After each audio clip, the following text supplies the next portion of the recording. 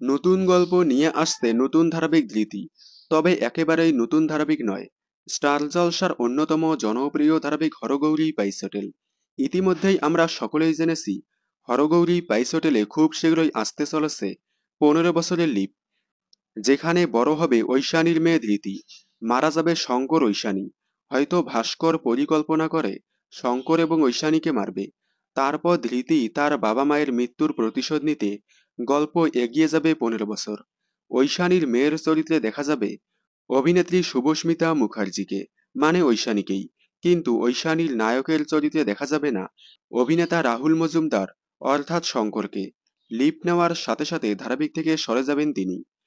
ধৃতির নায়কের চরিত্রে অভিনয় করতে দেখা যাবে অভিনেতা ইন্দ্রশিস রয়কে, যাকে বর্তমানে জল থই থই ভালোবাসা ধারাবাহিকে আসমানের চরিত্রে অভিনয় করতে দেখা যাচ্ছে। খুব শীঘ্রই শেষ হচ্ছে জল থই থই ভালোবাসা।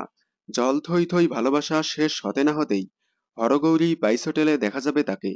তাহলে এবার নতুন জুটি শুভস্মিতা মুখার্জি এবং ইন্দ্রশিস রয়। হরগৌরী বাইস হোটেলে নতুন অধ্যায় দেখার জন্য আপনারা কতটা এক্সাইটেড কমেন্টে জানাবেন। বিনোদন জগতের সকল আপডেট সবার আগে পেতে চ্যানেলটি সাবস্ক্রাইব করে পাশে থাকা বেল আইকনে ক্লিক করে রাখুন। ধন্যবাদ।